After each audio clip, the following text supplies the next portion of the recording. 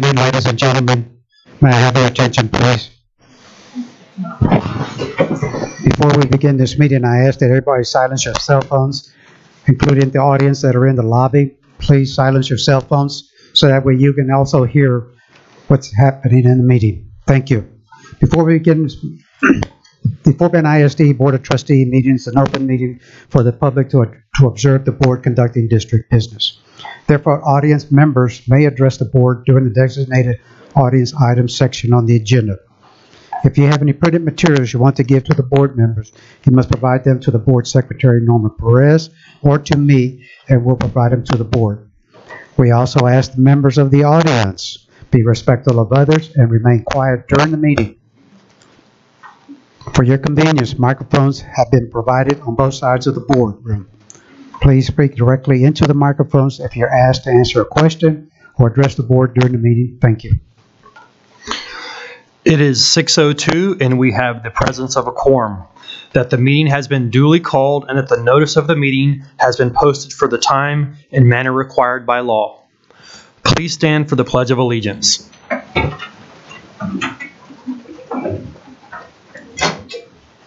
I pledge allegiance to the flag of the United States of America and to the republic for which it stands, one nation, under God, indivisible, with liberty and justice for all. Please remain standing for the Texas pledge.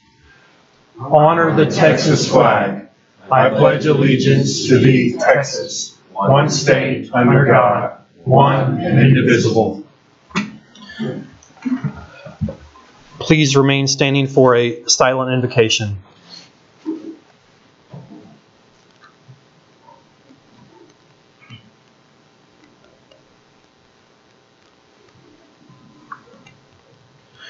You may be seated. First up are recognitions. Dr. Dupree. Thank you, Mr. President. If the board would join me in front of the dais, we have a number of outstanding students and staff to recognize this evening.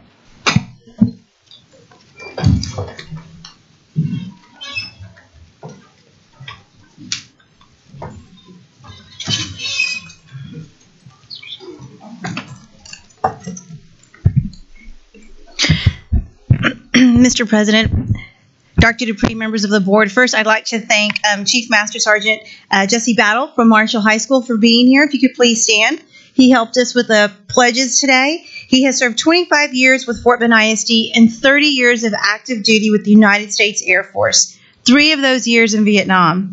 He holds a master's degree in computer resource management and received from the Air Force the Master Military Training Badge, the Air Education and Training Command Master Instructor Badge, along with numerous national ribbons and decorations. Let's give him a round of applause and thank you for your service.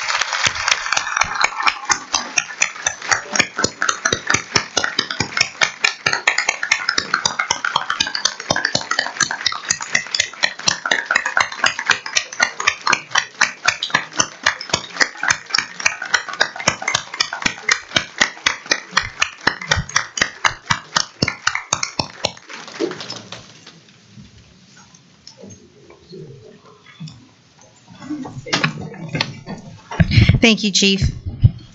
Next, we have some amazing students from Marshall High School. We have our track team. They earned their 3rd state title at the 2018 UIL State Track and Field Championship. They scored a total of 68 points, putting them 12 points ahead of second place winner. Let's give them a big round of applause.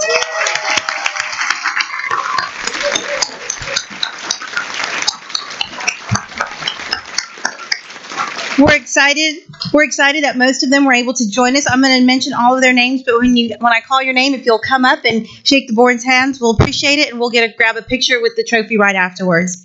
Can we please have Bryson Stubblefield, Devin A. Chan,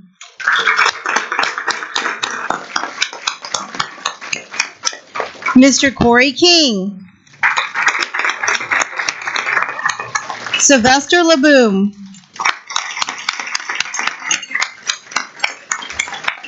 Gio Howard, Julian Russell, Dale Vaughn Campbell, Henry Thomas,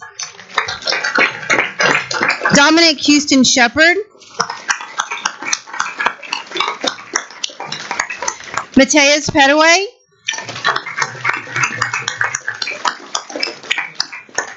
Jaquez White, Mr. Barton Clement. We also had Dylan Sanchez, Garrett Wilkins, Avery Helm, and Casey Barnett.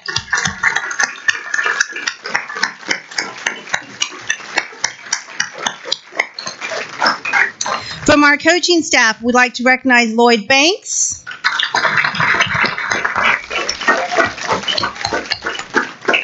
Rodney Alex,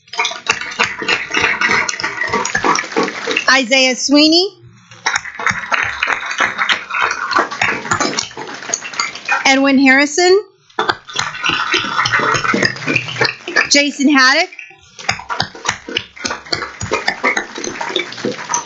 and we'd also like to recognize our athletic trainers, Thomas Phillips and assistant Mauricia Jones.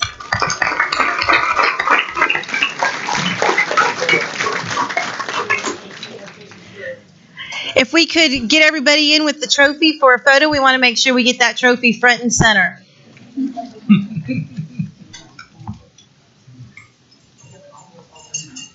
I'm sorry.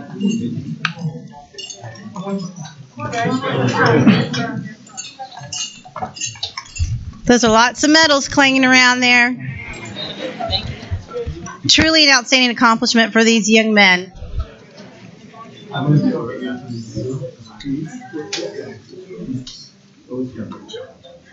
Okay, after his, he'll take one first.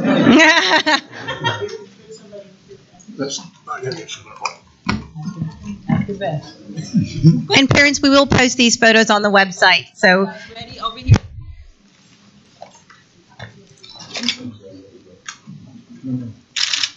Wow, one more. Smile. congratulations. Thank you, gentlemen.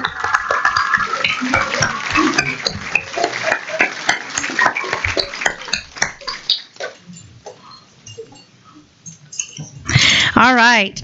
Next, from Dulles High School, we have Chloe Chaudhry. She was nominated as a delegate to the Congress of Future Medical Leaders. Chloe? Right back in. Oh, there she is. There she is.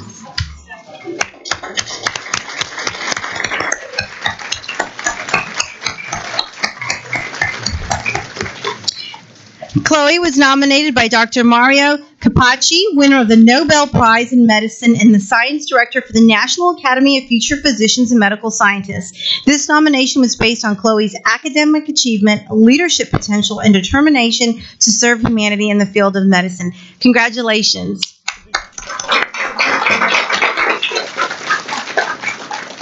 She'll be representing Fort Bend ISD and Dulles High School later this month in Boston, Massachusetts.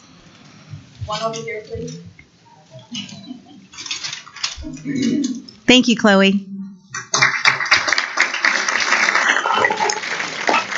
Next, I would like to invite Angelica Schaefer up. She's going to, from the Leukemia and Lymphoma Society, she has a recognition from Fort Bend ISD. Hi, good evening. My name is Angelica, and I am... Thank you. Good evening. My name is Angelica. I'm with the Leukemia and Lymphoma Society and the Student Series program, Pennies for Patients. I'm so excited to be out in Fort Bend ISD and to recognize not only what a very special school has done for the cancer patients that we serve and the research that we fund, but also to be able to thank the entire district as a whole. So to come up to your district meeting, I've done a lot of district meetings, and to see how passionate your community is about the education of your students is something that's incredibly refreshing. And not only does it seem like your community is so tied into the importance of education for all of the children in your community, but also for making a difference. So this year has been anything but easy, as you know. It had a very tumultuous start. There were a lot of families right here in Fort Bend that were affected by all of the different, weather occurrences that we had this year. But 20 campuses, despite the crazy start to the year, the 2 snow days, And then the Astros parade, which even down here, I know affected everyone. We all had to be there. So despite everything that happened this year, the good and the unfortunate, 20 campuses decided to step up and to help cancer patients right here in our community. So LLS was able to not only give $800,000 to patients right here in Houston and the surrounding areas, but also another $800,000 to those that were affected by Harvey. And we have 11 researchers right here in Houston. So I'm really excited to be a part of LLS and be able to celebrate what Fort Bend ISD has continued to do for all of those people that we serve. So without further ado, I would like to recognize a very special campus. Holly Elementary was able to be our top rookie school this year. And the students, the staff, the faculty, everyone worked together to not only earn that title, but to have a lot of fun doing it. So I'd like to recognize, we have Ms. Chang, who was the student council sponsor, as well as Principal Sanford. And here representing all of the hard work, I'd love for them to please come up and accept this award. We have Ms. Rosa Baker and the president of the student council, Ms. Nimra Ali.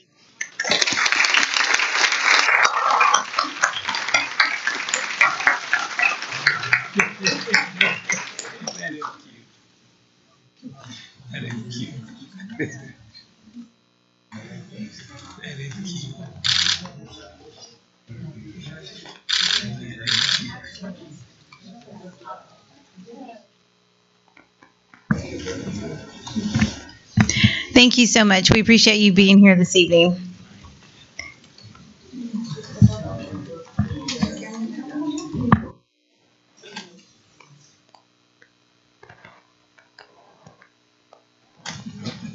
I apologize. Okay, you ready?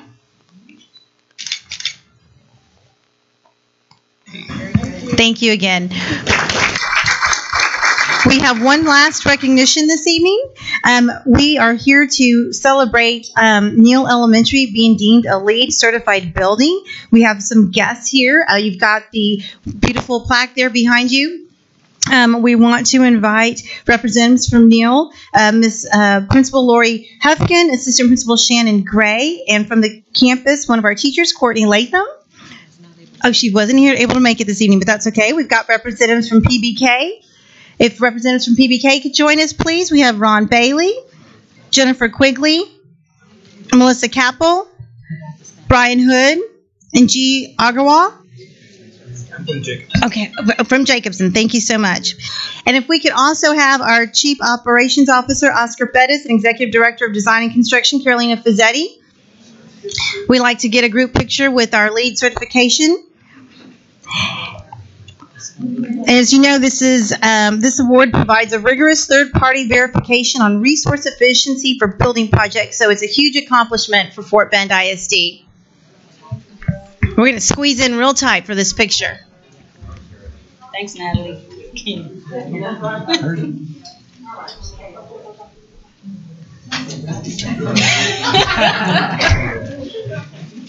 There you go. Hey, perfect. And let's make that front and center. There you go. Ready, guys? On 3. 1, 2, and 3. One more. Thank you. And that concludes our recognition. Go ahead. Go ahead. Thank you.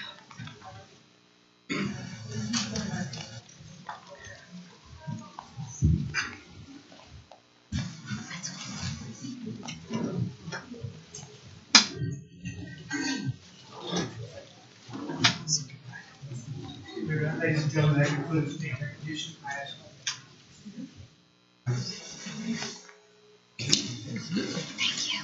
We'll see you next time.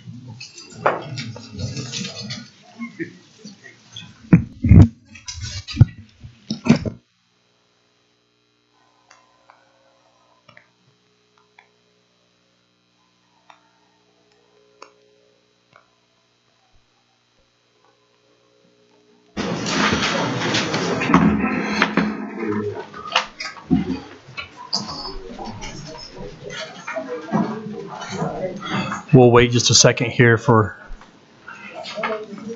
people to take their seats.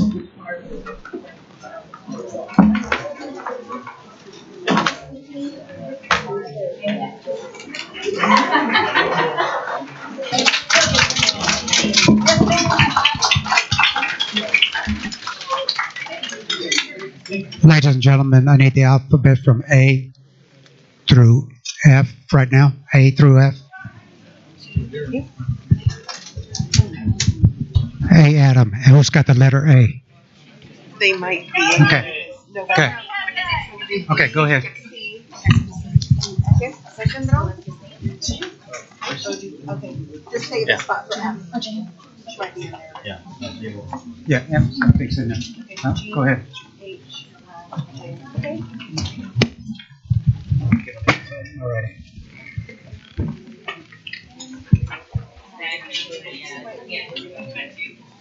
Right.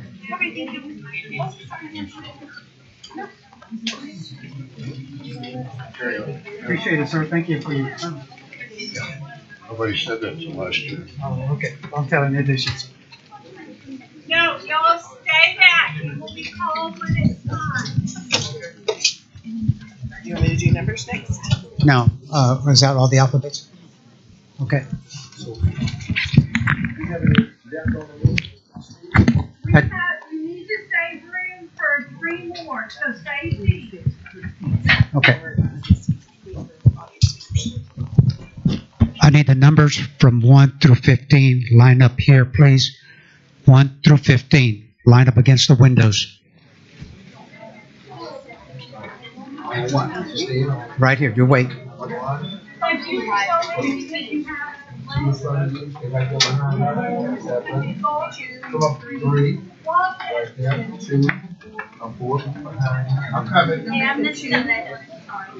Okay. Come on.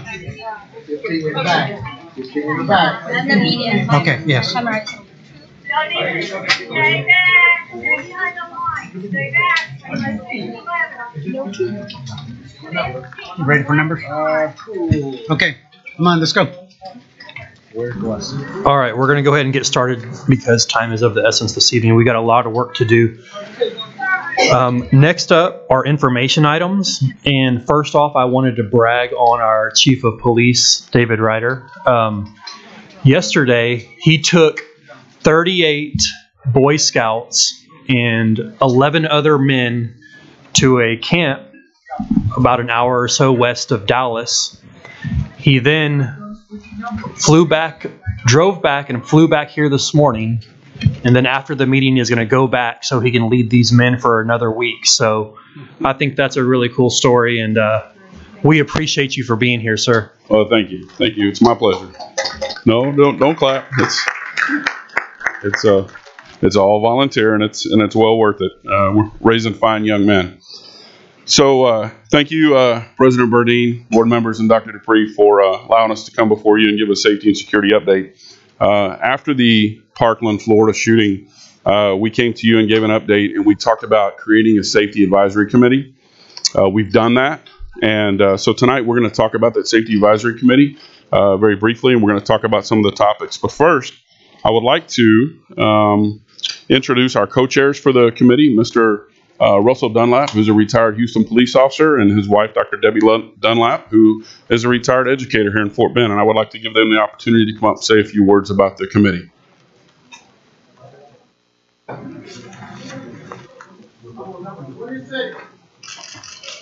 Thank you very much. We're both privileged to be here this evening. We have over 40 members on our committee, and we are pleased to see that we have just a variety of students and teachers and counselors and parents and community members, security experts. And I feel like we've just got a committee this year that's very well represented to help make decisions and to help put things forward that we can improve our safety advisory plan. In fact, our president of the board, Mr. Jason Burdine, and also board member David Rosenthal are also a part of the committee. Would the two of you want to say anything about that? Mr. Rosenthal, would you give a few words, please? Yeah, sure. I know I've been to, I think, every meeting but the last one because it was after the last marathon here. So, but I think it's what we've seen so far is a wide variety of ideas and pros and cons discussed about each one. I think there's a wide range of opinions on the committee, and so I think it's been very helpful. Thank you for leading that. Great. Well, the purpose of our committee is to research and reach consensus on ideas that can be added to the existing safety and security master plan to enhance security measures already in place. One thing I know about working in Fort Bend for 27 years is that our students have always been first and foremost, and I'm excited on this committee that they're still first and foremost. Absolutely. What she said. I like that. Thank you.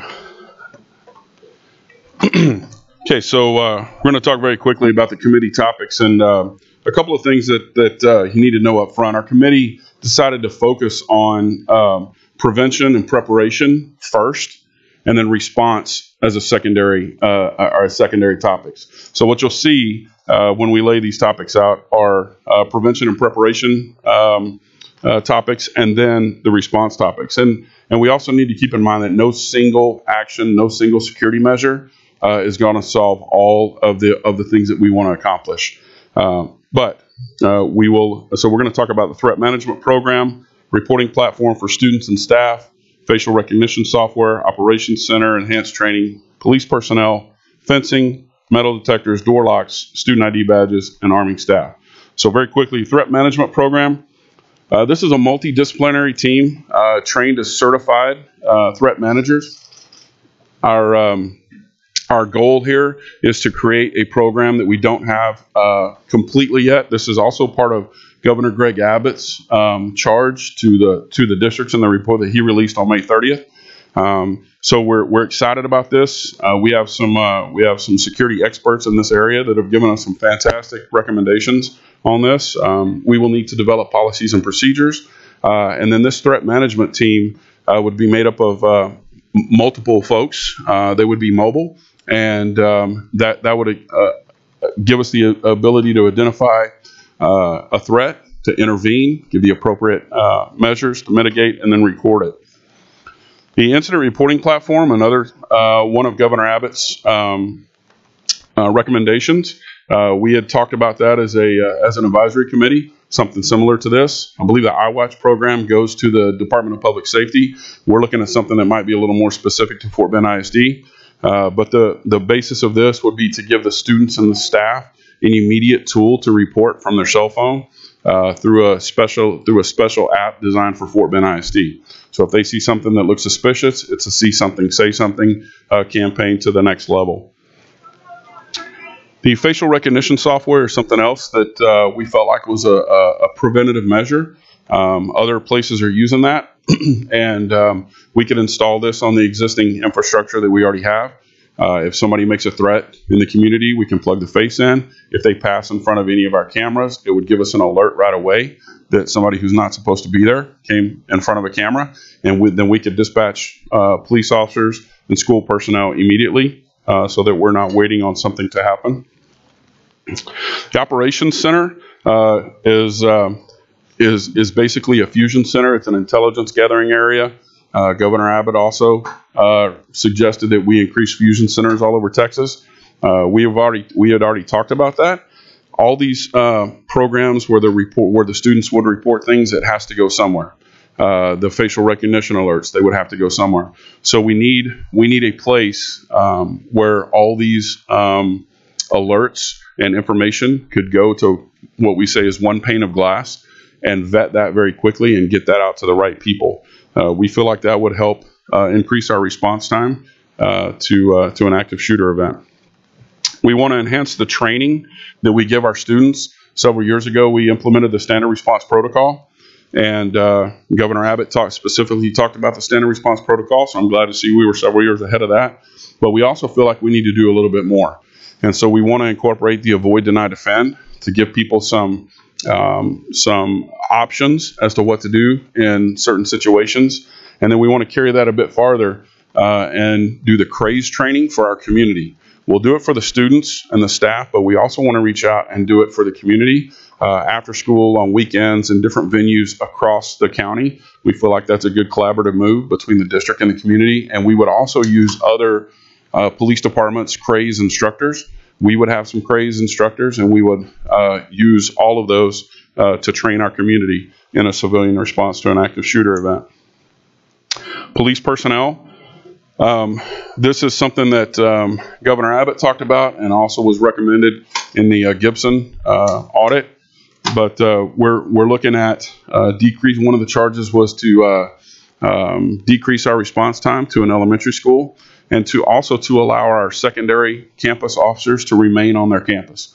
We don't want to get into a position where we pull a middle school or a high school officer off their campus to go to an elementary and leave that campus uncovered. So what we're talking about here, we would recommend 11 officers, one for each feeder pattern in the elementaries to start off with, and that would cover about 4 to 5 elementary schools, and they would do nothing but respond to those elementary schools and provide them a resource. Crisis intervention officers, those would be tied in with the threat assessment teams that we talked about earlier. Right now, the Sheriff's Department has a crisis intervention team, and we call them and use them, and unfortunately, we're their biggest contributor. And so we feel that there's a need for our department to have some officers trained specifically for that, so that we're not waiting to get somebody some resources that they need. And again, unfortunately, we have a number of child abuse cases. You can imagine with 76,000 students, we have a lot of reports of child abuse. And so in each one of those, we run a CAC interview, a forensic interview, and we're actually running about one every other day during the school year. So we feel like there's a need to create a child abuse investigator that we don't have now, that would be stationed at CAC to work directly with them. That would give us consistency, and it would also keep our SROs on their campus, because right now the SROs have to leave their campus to go do that. Fencing was a topic that came up, and what we're talking about here is fencing around portable classrooms. We're looking at something where the gates could be locked from the outside to keep people from coming in, but also have crash bars, just like most doors, that you could push open to get out very quickly if the need arose. Metal detectors is a topic that Governor Abbott also talked about and recommended improving. We've had a lot of discussion on metal detectors, from the time it takes to run students through them, and then what are the consequences of not having enough or stacking people up. We've also talked about the fact that they also ensure that everybody who comes through the metal detectors has been screened, but then we have to look at the time frame. So again, these are concepts that we're talking about. Door locks. This particular one that you're seeing is called night lock. Our committee looked at 8 different types of door locks to help secure classrooms, more than just the standard deadbolt and door lock. What we're looking at here is an aluminum L-shaped lock that attaches to the door. The plate attaches to the door. A hole is drilled in the floor, and there's a plate on the floor. And so anybody can grab the L-lock with 2 fingers and slide it into the door. And even without a doorknob or a deadbolt on the door, we've seen videos of police testing this with sledgehammers and pry bars, and they cannot get the door open. So we feel like this is a good measure to help secure our doors. We saw in Santa Fe where a substitute teacher was unfortunately shot and killed. If her students needed to get back in the room and secure themselves, they would not have been able to do that. And so this would give our students the ability to do that. It would give substitutes or parents or anybody who's on our campus the ability to secure themselves in a classroom very quickly, very easily. Student ID badges, the committee felt like it was important for all students to have mandatory ID badges. So we're working with that, and we also talked about incorporating a barcode on the student ID badge so that those could be used for many things, such as lunch line purchases, checking out library books. The more things the card will do, the more valuable it is, and the more the students will need it, so the more likely they are to wear it. Arming staff is another topic that came up. The proposal was to arm staff that has a license to carry already. Only volunteers would be allowed to do that, and the proposal was 2 per campus.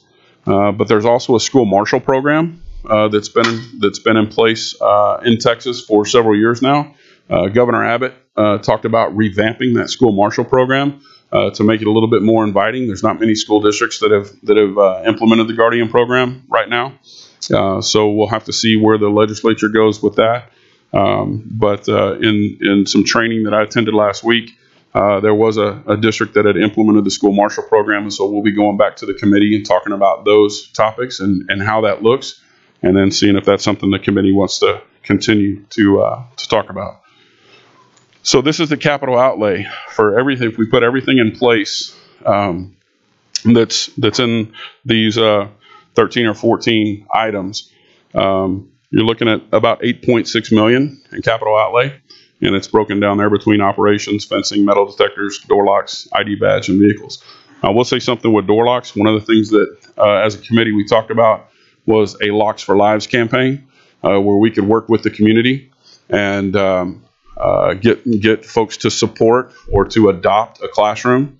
The locks are advertised for $60 a piece, but if you buy in bulk, they'd be $50. We have about 9,500 classrooms. I would consider that bulk, so I think we could get them for about $50 a piece. And if we did that, then we could get people to sponsor a classroom for $50. We buy the locks and we install them. We could also go to corporate sponsors for corporate donations as well. Any questions? So our next steps are for the committee to reach a consensus and prioritize these topics. We want to develop plans. The staff, the Fort Bend ISD staff, will then develop plans and add these to our existing safety and security master plan. And we're going to continue collaboration with our partners.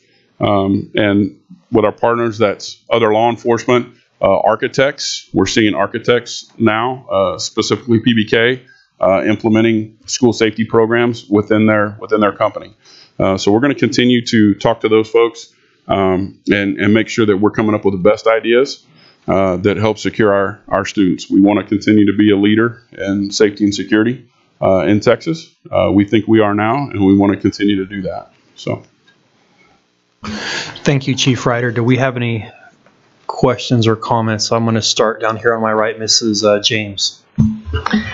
Thank you, Mr. Burdine. Thank you, Chief Ryder, for bringing us this report. So I'm gathering that this is kind of an update, and this all is still a work in progress in terms of coming to consensus and continuing your research on the topics. Is that correct? Ma'am, we have 4 more meetings. I was just talking to the Dunlaps over here about those next steps, about reaching consensus, and then coming back to you with a prioritized list. Okay, that's great. And I just want to say I think we are a leader in safety and security, because I witnessed a very excellent presentation by yourself and Mr. Burdine at SLI this past weekend. And many, many trustees and administrators were leaving that meeting with some new ideas and some suggestions. So thank you for leading the effort in that. Thank you. Mrs. Taussand.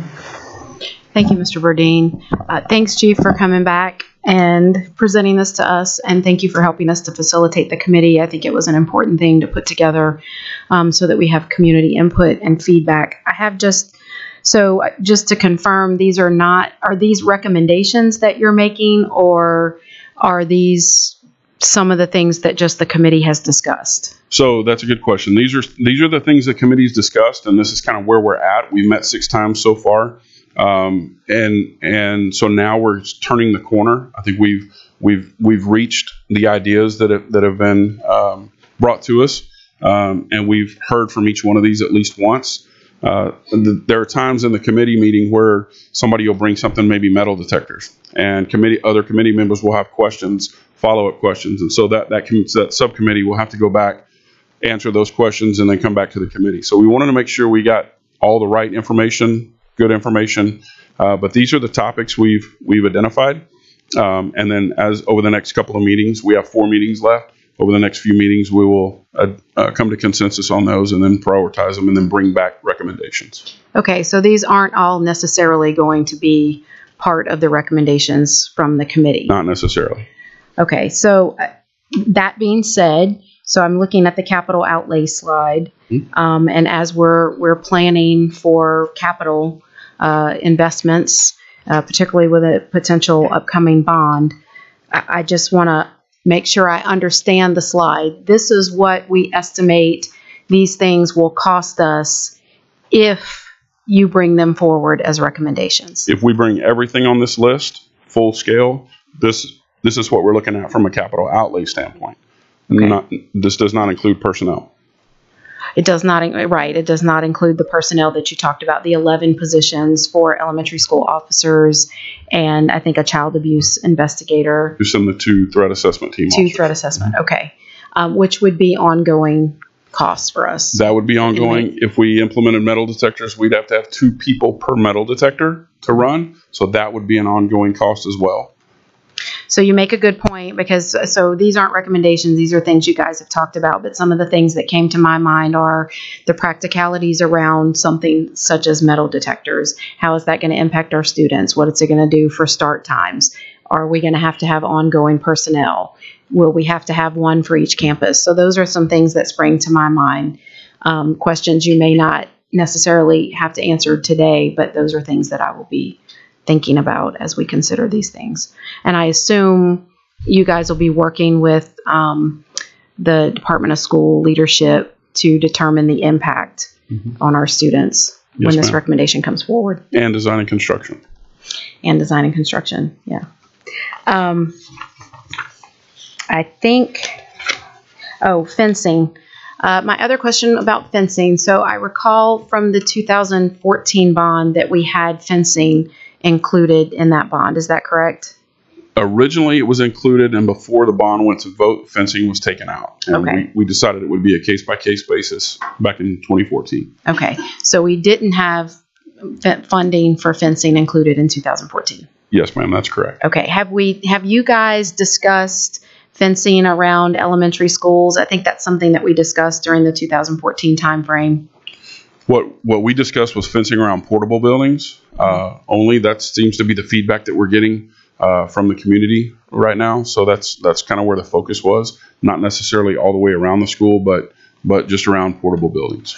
I might like to add that as a topic of conversation and just get some feedback from the committee, because we did discuss it in preparing for the 2014 bond, and we talked about putting fencing around our elementary schools for safety purposes. And I'd like to gauge where the community is on that now and what the feedback might be, and see if that's something we should be considering. Yes, ma'am. Thank you. Thank you, Mr. Verdeen. Thank you, Mrs. Tossan. Mr. George. Thank you, Mr. Ryder, for that wonderful presentation. And a couple of questions. You mentioned about CRACE program or movement, educating our community. Can you get a little bit details what is you guys are talking about? What is CRAZE? Yeah. CRAZE is the civilian response to active shooter events. And basically, what CRAZE does, it teaches our community what to do if they find themselves in that situation, whether they're at a school or whether they're at the mall or a restaurant or a movie theater or wherever they're at. Basically, it gives you a background of active shooter events, why we think they occur, and then what your body goes through. One of the things that happens is you're in denial right off the bat. And so unless you know that, and unless you train for that, unless you think about it, then when it happens, you're likely to freeze. And if you freeze, you could become a victim.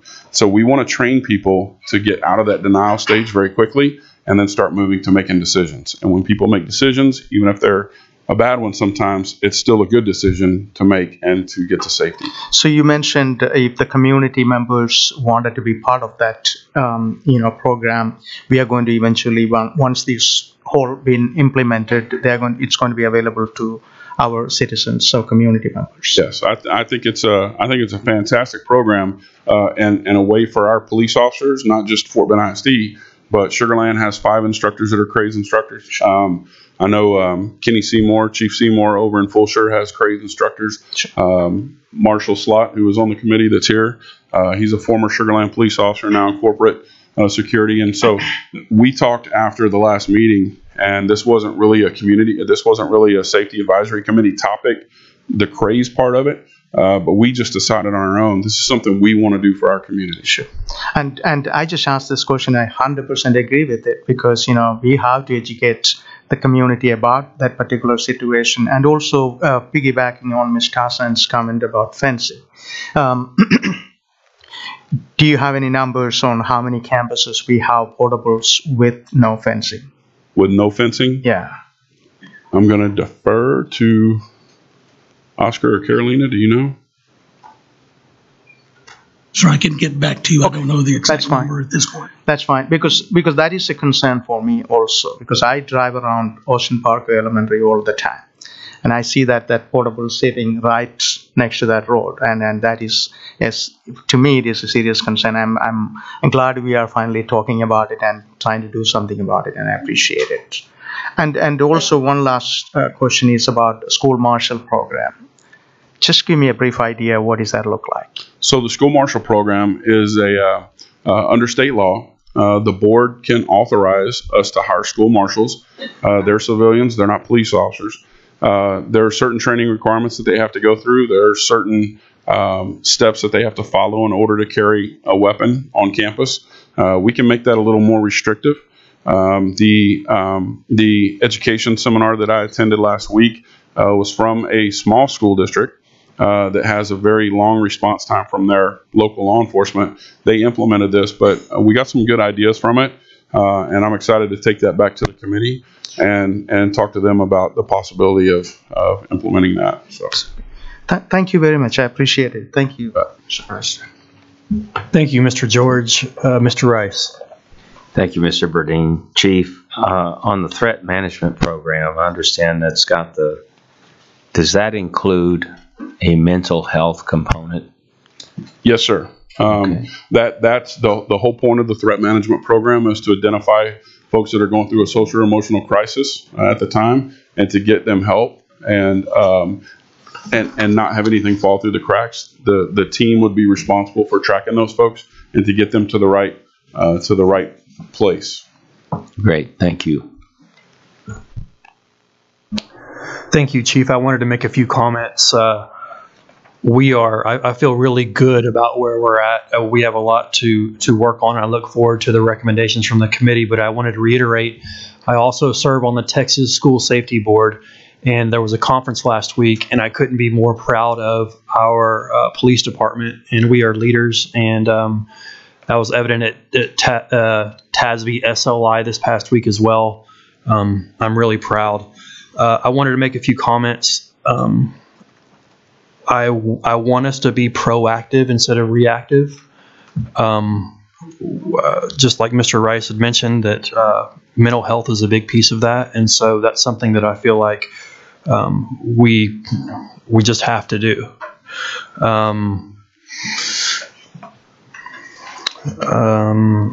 A concern of mine has been the SROs being off of campus. So I feel like that is something that we need to fix. We need to get the right help that we need. In my opinion, when a shooter enters our building, we've already lost. So whatever we can do, whether it be optics, whether it be mental health, whatever it is, we will support whatever we need to do, because safety is first, and that is a priority to all of us. I have a few concerns, and I look forward to hearing more about this, but one of them being metal detectors. We know they're costly. They take quite a few people to man. It's nearly impossible. I know there's students that come to school early in the morning before school even starts to do extracurricular activities. Doors are propped open. It's just the nature of it, and that's very tough to navigate. I'd like to hear more about the school marshal program and how that works. I mean, there's going to have to be some rigorous training. My concern is if we have a school marshal in our school and there is a shooting, what do they do? Do they leave their students and run and hunt the bad guy? Or I'd like to know what that looks like. And then something that I do like, lastly here, is student ID badges. I know this has maybe been a little controversial in the past, but I think that student ID badges are a great way to identify people. Maybe we could take it a little step further and add some medical info or lunch money, or just some way to make it a one-stop shop. So I'd like to hear a little bit more about that. But thank you again for your presentation, and thanks for being here, and thanks for leading your men. And we will we'll look forward to more information. So we've got some committee members that are here. Could I just ask them to stand up? Sure. I know they're scattered out. Come on, Marshall, stand up. Committee members, do we have any other committee? There might be some outside. I mean, all these ideas are fantastic, and they come from our security experts. They come from our students, from our staff, and we are blessed to live in a county that has such expertise. We are truly blessed. We really are. It's a really neat that we have so many security experts, like you said, in Fort Bend. When you attend one of these community meetings, we have security experts in many different lines of business, and so they're really able to add a lot of value. And I know that there's a lot of talk about all different types of things, so that's great. Thank you, sir. I appreciate you. Thank you. Next up is our capital planning update. All right. We've spent a lot of time including this facilities master plan that you're looking at further recommendations this evening, as well as many other endeavors related to primarily, frankly, the profile of a graduate, because our goal through this capital planning is to put all the structures and systems and buildings and capital investment in place to support fulfillment of our district vision. So in the presentation tonight, there's a discussion of everything from security, safety and security, technology, buildings, buses, everything you can imagine that's going to take to help support our district's operations and support of our district vision. So Steve is going to kind of begin, I think, and tell the story. Steve, are you starting? Well, I guess so. Okay, so Steve's going to get going, and we're going to move right through this. Okay, so we wanted to make sure that when we were looking at the capital plan, that we're doing it based on the adopted governing principles of the board. And right smack in the middle of that is the profile of a graduate. And so in order to meet the needs of our students, we wanted to look at make sure everybody remembered the profile of the graduate. So we have some of the information on that there. We want to make sure that our kids are equipped with skills for life: servant leader, communicator, critical thinker, compassionate citizen, collaborative team member, and lifelong learner. And there's a lot that can happen in the facilities that impacts these items. So basically what we're doing is, we're putting together a 6-year plan. We've talked about the parameters on why we think a 6-year plan is needed because of some of the potential legislative constraints. But we want to make sure that this plan is aligning with our mission and vision to ensure that we're supporting the profile of a graduate. And we've gone through a very long process to engage the community and all of the stakeholders as we've tried to put this plan together. So Beth, you want to chime in?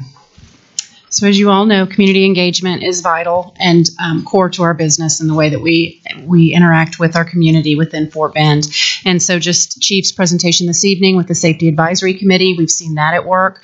And most recently, the facilities master planning process with the steering committee and being able to analyze the feedback from the larger community and the committee at large in order to be able to bring you all recommendations, which is similar to the process that Chief is engaging in. We've also followed that same process with many other topics. The ones that you'll focus on this evening are the two that I've mentioned, the safety and security, the facilities master plan, and then the third being the technology master plan. And in order to bring the profile of a graduate to life within our facilities and create facilities that support this type of an educational environment, we have to do that alongside with our community. And so this process of engaging is critical for all of us. And you'll see how it's shaped up as Steve walks you through the rest of the plan. Thank you all. Yes. So in order to take you forward to the capital plan for 2018, I have to take you back to the 2014 capital plan.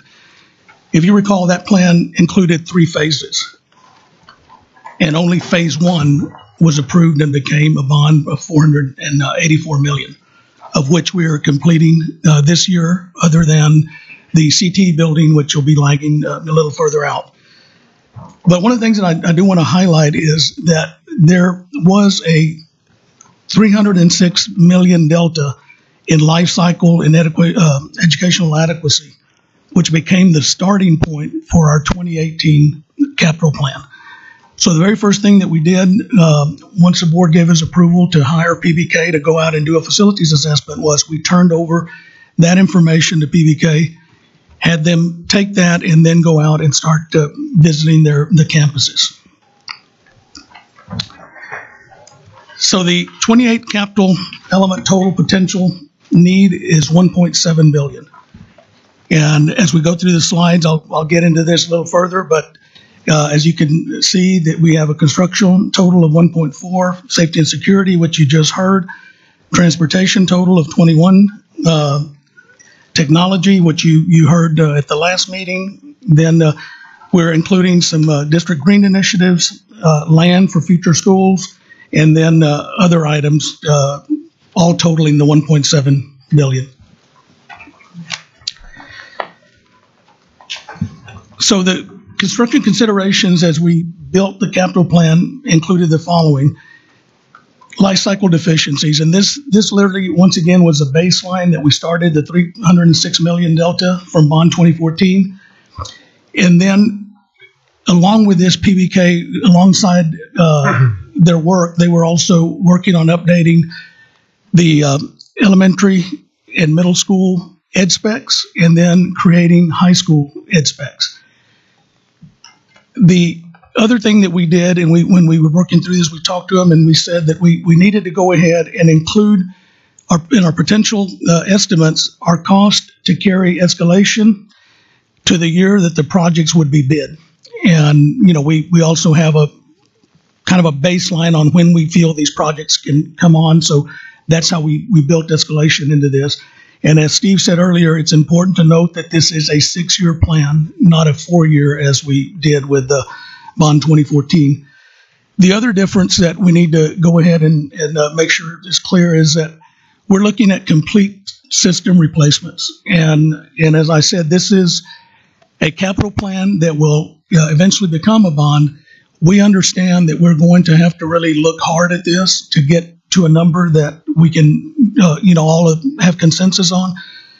But the main thing that we had to do was we wanted to make sure that if we cut, that we're cutting systems and we're not cutting, bits and pieces, because that's part of what gets us in trouble whenever we do that, because it appears that we have not completed a project when in fact we did everything that we could with the money that we had available at the time.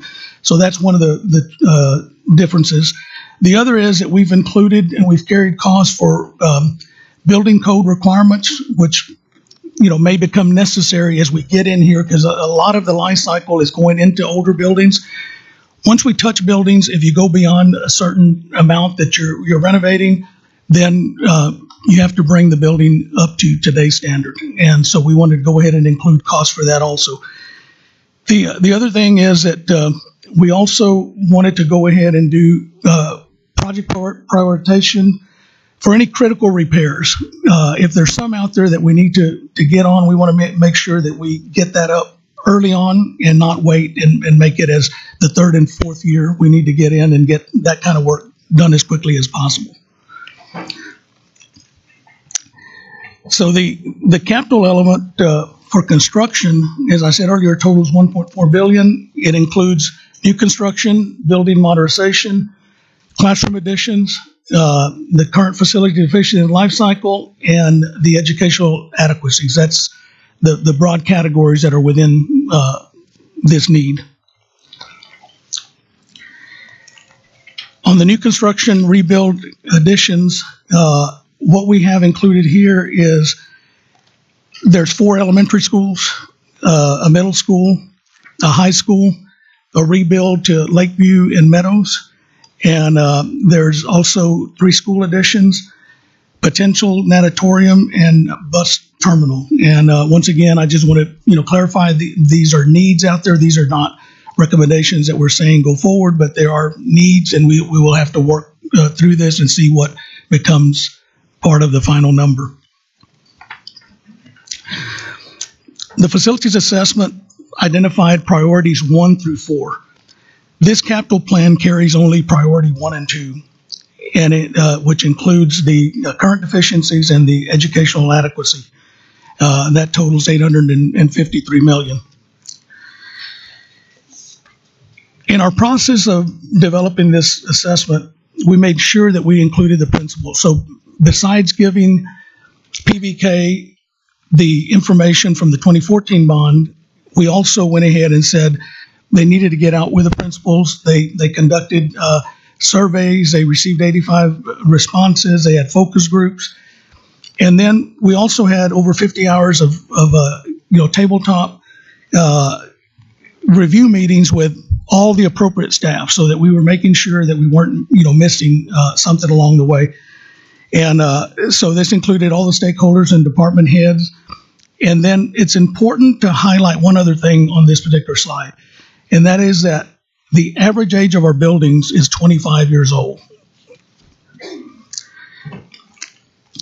Going beyond that, we want to note that we have 20 facilities which are 37 plus years old, and 40 facilities that are over 20 years old. So as you can see, we are an aging district. We have facilities that are aging, and there is a lot of need out there. And if you look on the right on this slide, it's major, roof, exterior window replacement, mechanical systems, plumbing, electrical, and then quite a few site upgrades that are required. So the two major categories on priority 1 and 2 of the facility deficiencies fall under the building envelope, which is roof, waterproofing, windows, and all under architecture, which is structural, flooring, and restrooms. And if you've heard us talk and come to y'all before, we do have quite a few buildings that have movement and need to be addressed. They we continue to go ahead and work through those issues, but there is a point that if you're going to go ahead and maintain the asset, you really need to invest in it. And so this includes that kind of money. And that right there totals $320 million. On the educational adequacy, what you'll see is that the greatest need is athletics, fine arts, and then what we're calling future-ready furniture. And in the future-ready furniture, what we're looking at there is we're looking at 37 schools that we feel is a priority, because one of the things that we feel we can do is if we come in to those buildings that are older and we do some upgrades, but we bring in new furniture, it truly will make a difference. And so that's why we're including this amount for future-ready furniture. The security summary you just heard a little bit ago, but I'll just touch on one thing. One of the numbers that is different from what you saw was the metal detectors. And the reason for that is that as we looked at it, in order to be able to get our kids through here, we just feel that we need to budget a higher number to be able to put in more detectors than what it was being called out for, because if you've ever had to go through those, it takes a while to get through. And if we're going to be able to operate our buildings, we just felt that we needed to budget accordingly. And the other area here was the door locks. The number that we're carrying also carries an installation cost, because there's a cost beyond just buying the equipment. You have to go ahead and get it installed. And then one of the things also that technology spoke about last week, had to do with security camera storage. So there's a large number in here that we're including for that. Also, the number that we're including for fencing for the T buildings only, we've looked at, and I don't have the final number, but the number really grows if we look at doing fencing around every school. It is quite a large number, but we have that and we can get it to you. On the transportation summary, we're looking at a total of 180 buses, and those include both CNG and diesel that we're looking at. We're also looking at bus cameras and GPS to equip those buses.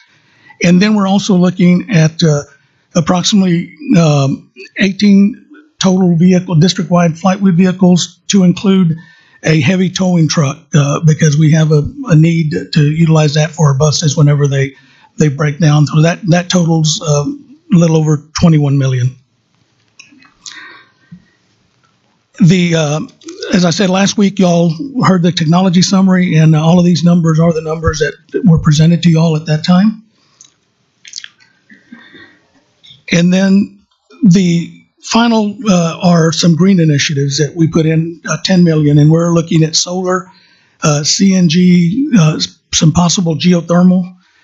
Also looking at some fine arts panel replacements that had come to the board a while back, and we're looking at carrying that number here. And then we're looking at a 1% bond program contingency. That's another thing that we did not do with Bond 2014, and I feel that it's prudent that we start off with a contingency so that we can be successful as we navigate through this. Thank you, Oscar. Okay, so how would we finance all this stuff?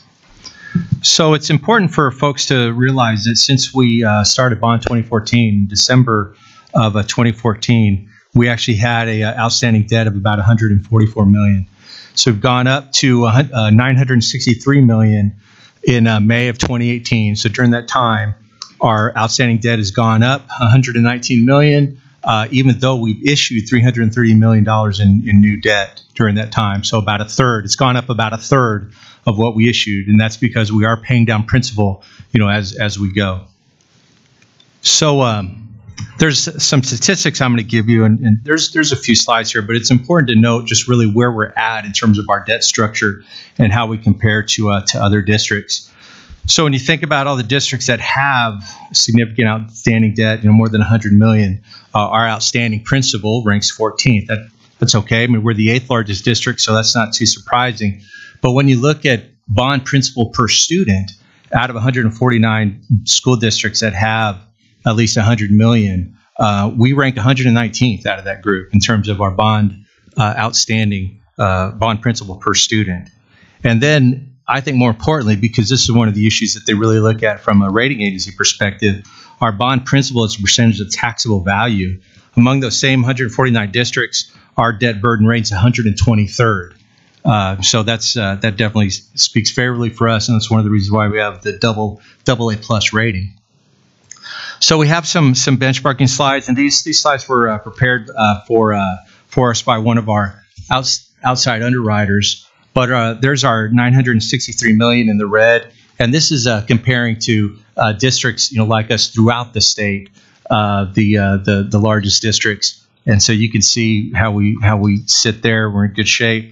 But when you look at in comparison to us with districts in the greater Houston area, there's our $963 million, how it compares to the districts around us. You can see Lamar right there underneath us at 792, Clear Creek right above us.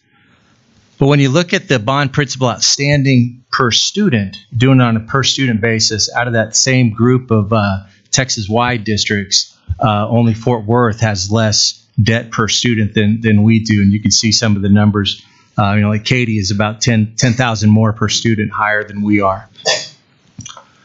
And then if you look at us in comparison to those same Houston districts, we're at the bottom of that list.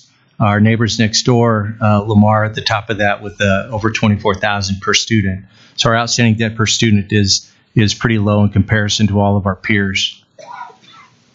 When you look at that other one I mentioned, our bond outstanding as a percent of taxable value. So this represents our ability to pay off debt. We're at 2.6%. 3% is kind of one of those thresholds that the rating agencies take a look at whenever they're evaluating school districts. Within that Texas list of districts, only Houston is underneath us at 1.9. Of course, they have the massive tax base right next to us. And then when you compare us to all of the Houston peers, Spring Branch is the only other one below us. Of course, they're also the only other district in this list that is paying recapture, and so they have a significant tax base. But there's several districts there that have well more than a percentage higher than us, and some 2% higher. So this is another view. All those others were as of May 2018.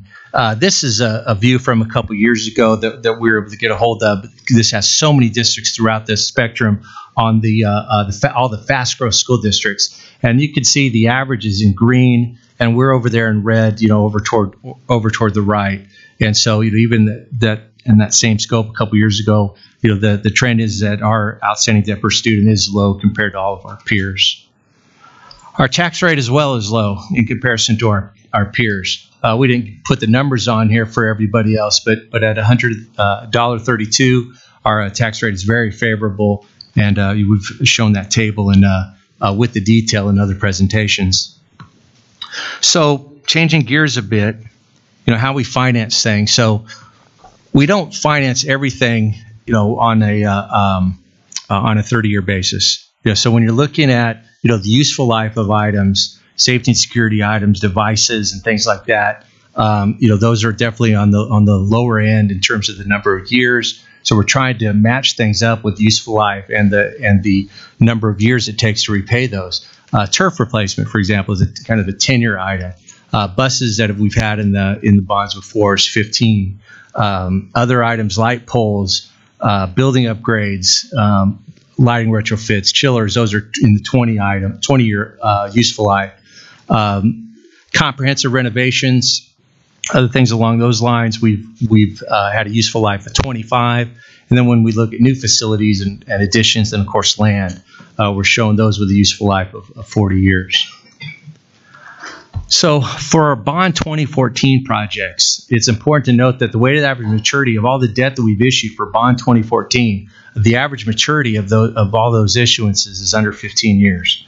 And that matches up against the average useful life of all the assets we've underwritten so far with our bonds of 21 years. So this is a very advantageous position, for us to be in, having that debt maturity well below the average useful life of the assets.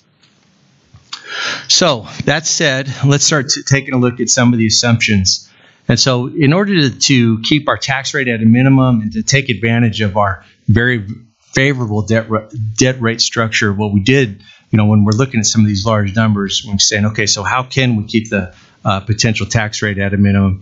And so we're looking at a 30-year deferred debt service schedule. Okay, we have in the past been doing things at 25 years. We're also looking at potentially doing 5-year interest-only payments. We wouldn't put ourselves in a situation where we'd be capitalizing interest. Other districts have done that in the past and haven't been successful with that. But if we did something where we would be paying interest only for 5 years, if we assume for one of the scenarios, right now our property value growth is 3% for 2018.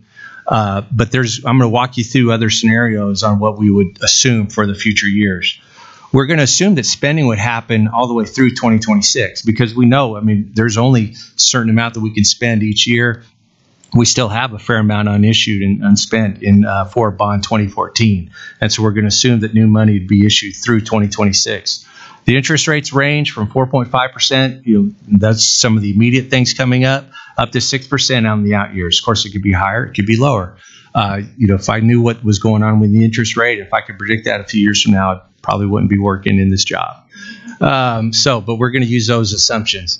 If we did if we did do deferred interest principal payments, then we would have the average useful life of the bonds that we would issue would be 21 years, which is closer to a match in terms of our average useful life. And so that's why that was our rationale. Another thing it's important to note before you see these scenarios is that I wasn't here in 2007 when that plan was put together, but Fort Bend did disclose when they were going through all of those discussions that the potential tax rate increase from Bond 2007 could be as high as 11 pennies. In the end, because of the property value growth that we had, there were no pennies. The debt service rate was never increased. And it's really all about property value growth. Once a dollar value is determined in terms of how much the bond is going to be, whether it's 1.7 or 800 million or 1 billion, it all depends on the property value growth, and you'll see why. So let's look at the property value growth. If you go back to 1996, you can see all of those numbers and all those ups and downs. The ones that we've spoken about this a little bit before when we've talked about the general fund and some of our predicting of property value increases. 1997 is the last time that we had a dip in that number, earliest on this chart, and that was down to 2.6. But remember, there was a large oil issue going on at that time, and so there was a big drop, but then it did just jump up quickly. The other years, though, in 2009, 10, and 11, of course, that was a great national recession. And then we did have a decrease down to 6.8.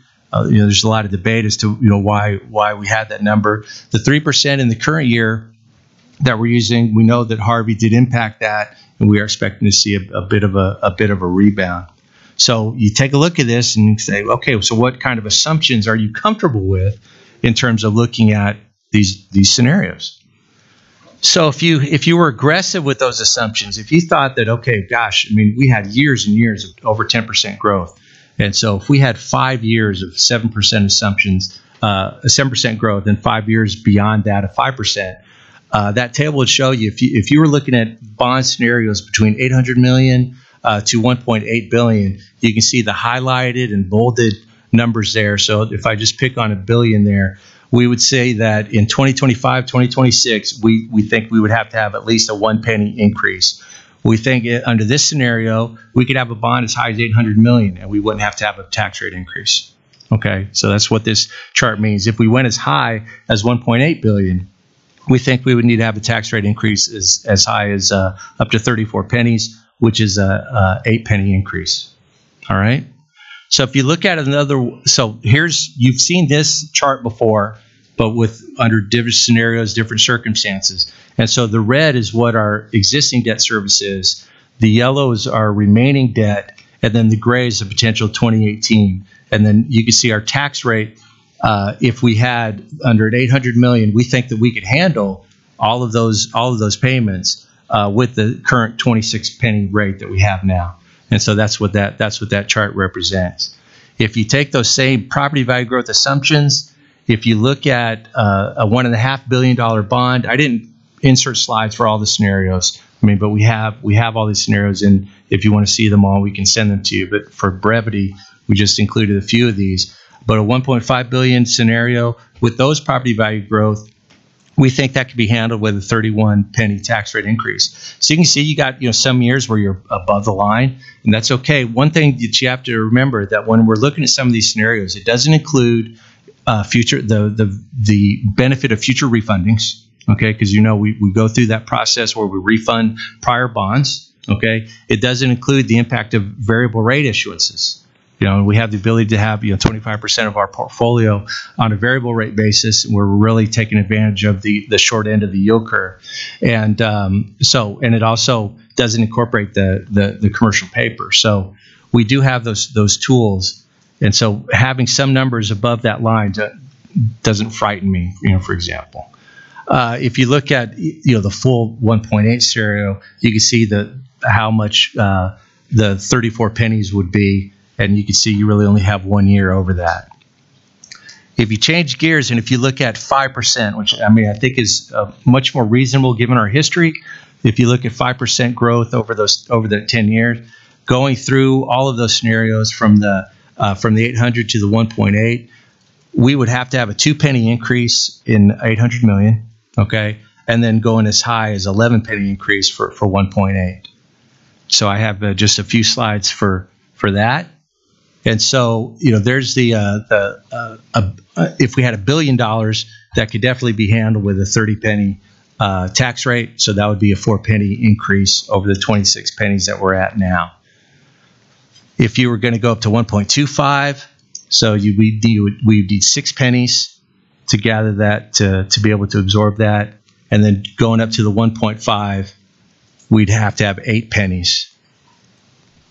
So if you try to get even more conservative, scenario 3 is looking at 5% growth for 5 years, and then a lower 3% growth for 5 years after that. So you can see under the $800 million plan, we would have to have a 2 penny increase, through those out years, and you can see how that stair step. 1.5 billion, we'd need to have 9 pennies. Okay. And so some of those there, so I'm showing you the $1.25 billion scenario. We'd need to have a 33 penny increase is what we think we would do. And again, that's in the out years. It's not right away. Okay, it's in the out years. And then if we had a $1.5 billion bond, we'd need to go up to the 35 pennies under that scenario. The most conservative, if you look at property value growth, I mean, other than saying you're going to have zero growth, which, I mean, I think is disingenuous, we are going to have property value growth in the future. If we didn't have any value growth, then we wouldn't need to build as much, we wouldn't have as many kids joining us. And so looking at 3%, you could see that we would need to have 4 pennies under an 800 million scenario, 6 pennies for 1 billion, and then 9 pennies if we had a bond as large as 1.25 billion. And so there's the 1 billion scenario.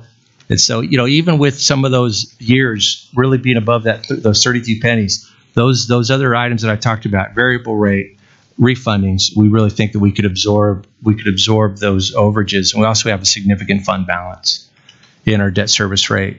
And so there's the 1.25 billion where you would need to go up to 35 pennies if we assumed 3%. So as you can see, it's really all about property value growth and what are our assumptions. Okay, and what are we going to be able to stomach? And these are the kinds of discussions we're having with the Bond Oversight Committee. If you look at what does this mean from a taxpayer perspective? So I'm just showing what we published in 17-18, what our current overall tax rate is, $1.32. If we had increases of 3 pennies all the way through 12 pennies, you can see what the average increase in taxes. If you picked out 9 pennies, for example, the average increase in taxes would be just over $300, which equates to about $25 per month. Okay, but that's the purpose of that table. So how would we manage the debt service rate? You've seen this slide before under different circumstances. Again, we have the commercial paper program. We've saved almost $6 million already since having that program a couple years. We have a large amount. We have over $150 million in par for 2009 series that we'll be able to refund in the future. That'll help us with our numbers, and we'll continue our variable rate debt program. Just depending on the market, we could look at other ways to structure the debt, and we have large fund balance if we do need to help use that to manage the tax rate.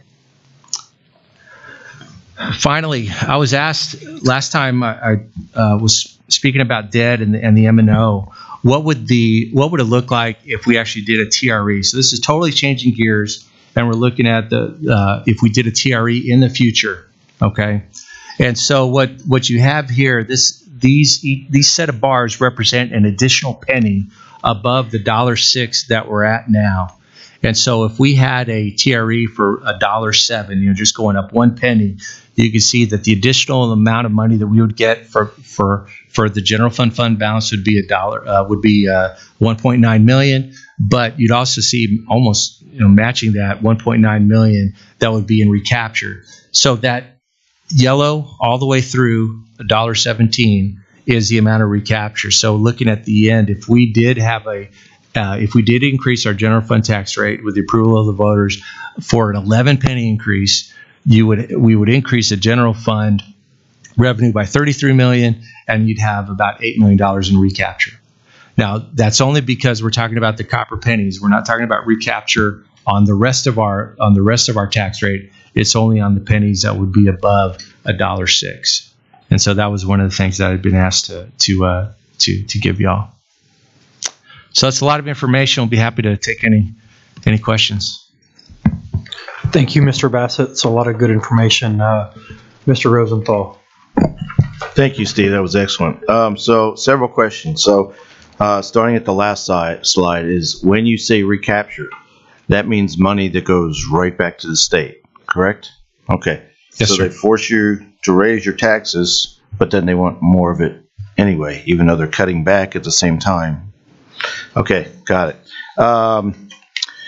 I actually wanted to ask how those would affect homeowners, but you've answered that. So in those years where you have debt service exceeding revenue, where does that money come from? Just the debt fund balance? We could use fund balance, but also those projections don't include variable rate issuances. Right. Because those are really hard to model. Right. You're being very conservative with. Right. They don't include the benefit of the refundings. For example, we've saved on a net present value basis $59 million in the refundings we've done since I've been here, and so that has a big impact on our outstanding debt. Right.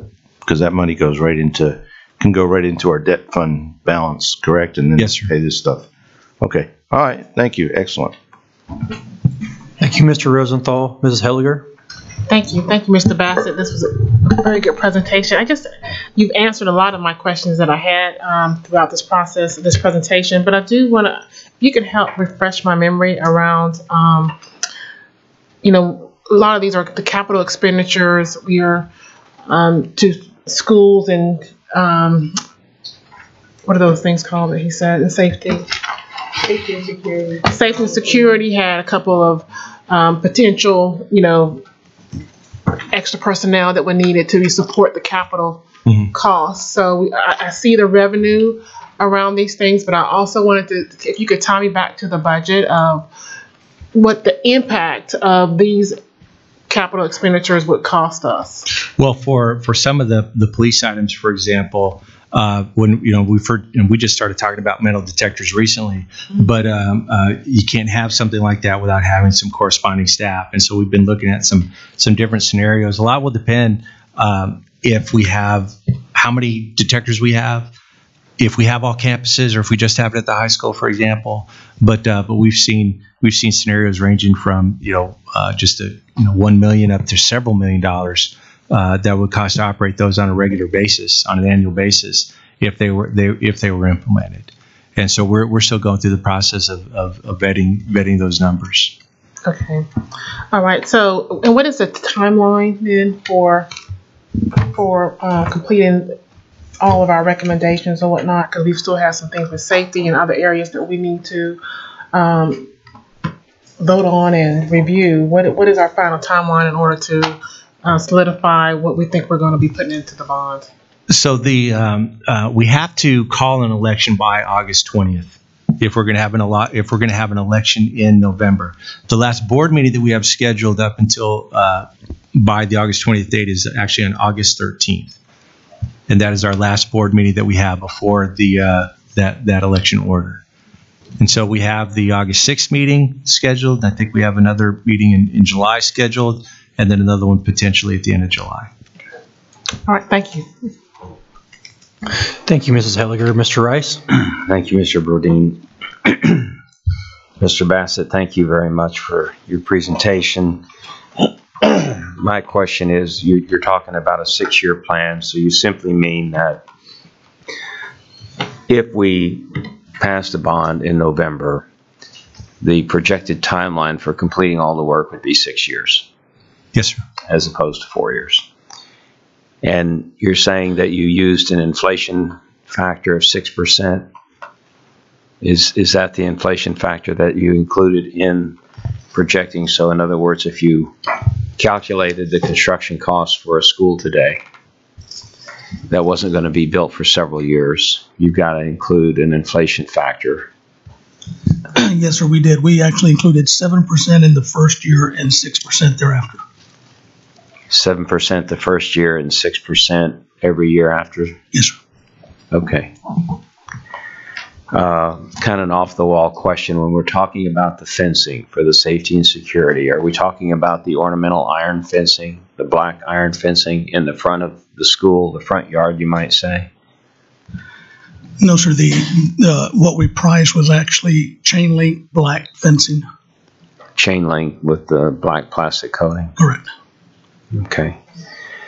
I was pleased to see some accommodations for green initiatives.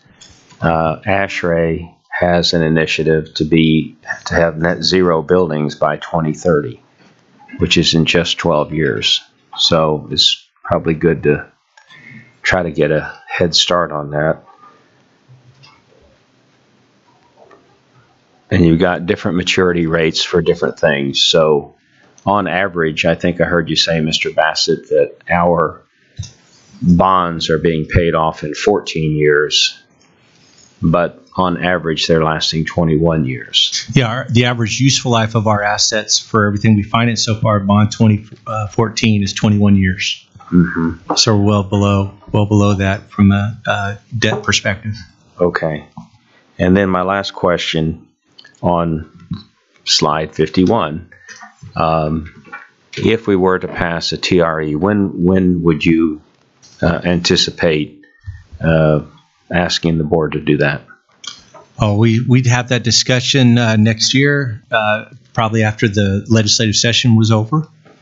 We'd see what was happening at that time. But when would you call for an election? In the June, we would know by that time whether or not we would need something. So on this slide, if I'm reading it correctly,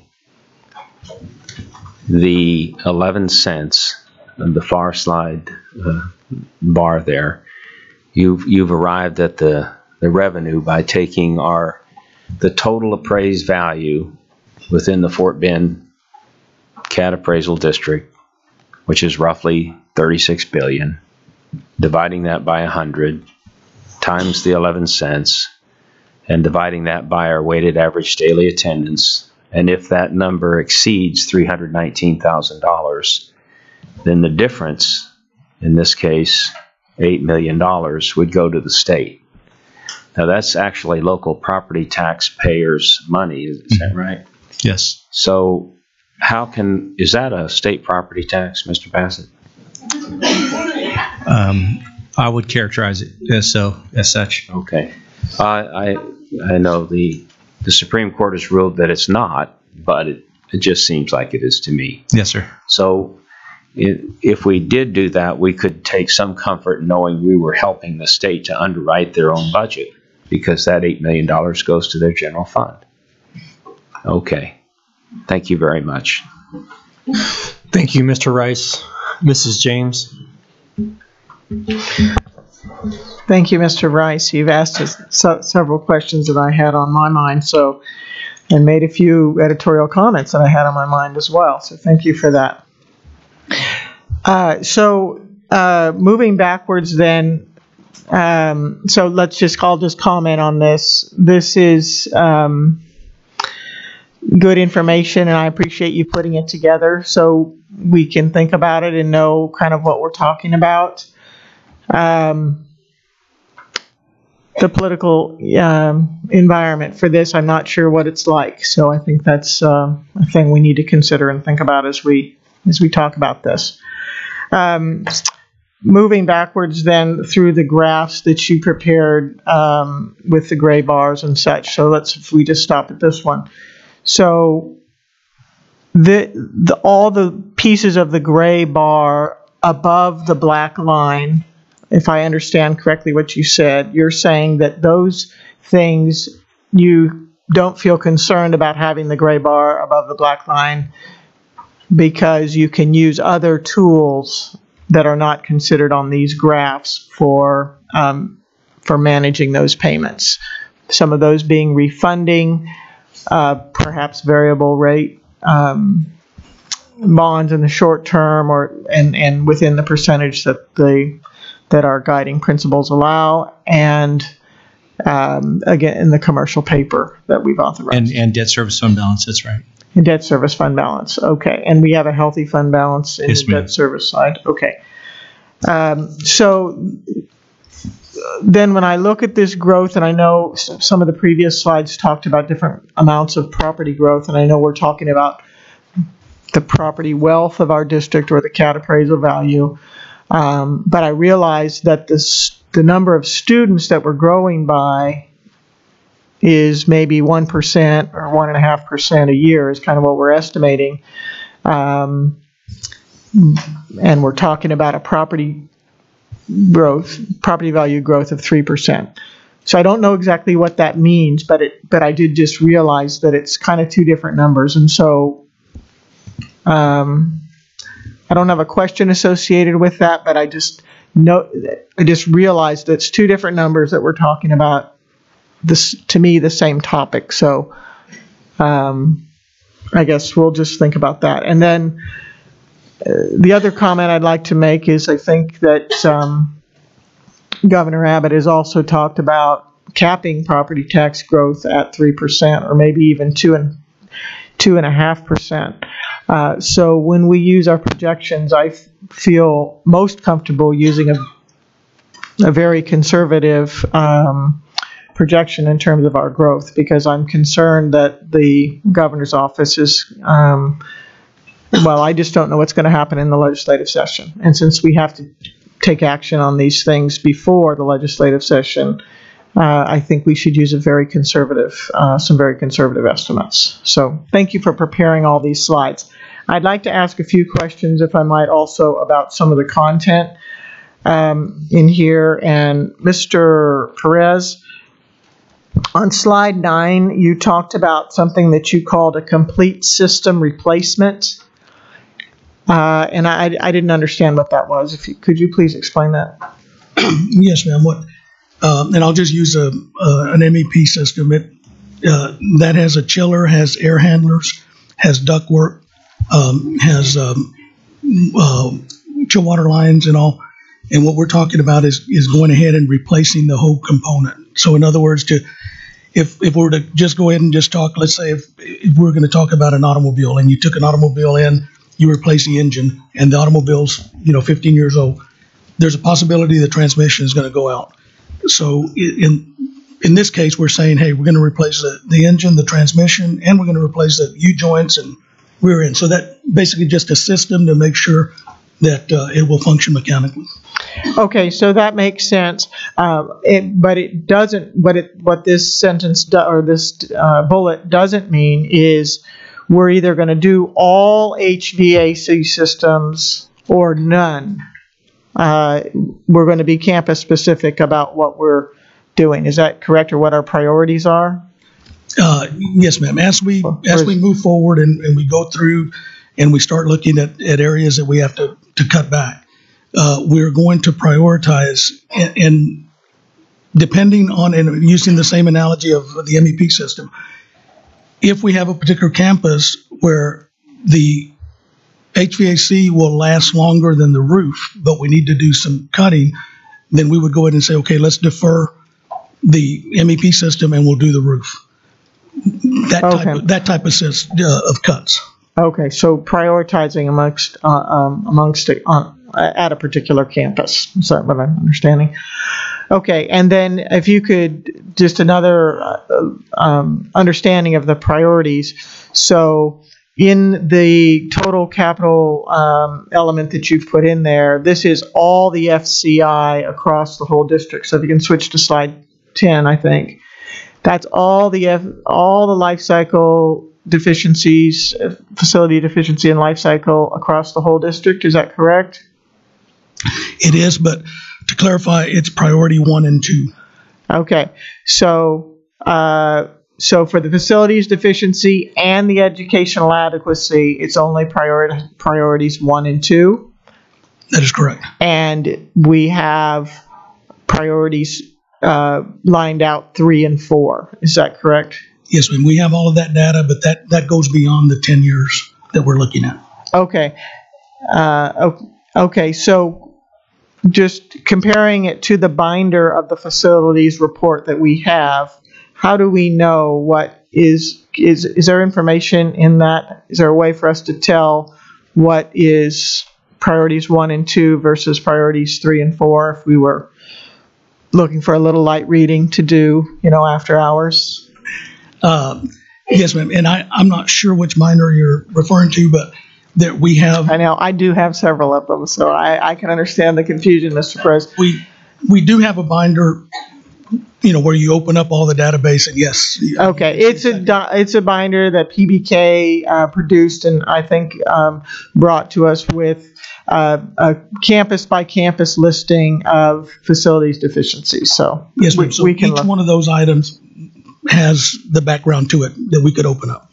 Okay, that's great. Thank you. I don't think I want another binder, Beth, since you're making notes. Okay. I just wondered how to differentiate, because they can just divide. Then I'd like to mention a little bit about the fencing, since Mr. Rice brought it up. I guess the question I would ask, and maybe this is a question that can be talked about at the Safety and Security Committee, is what are we trying to do with the fencing? What's the purpose of it?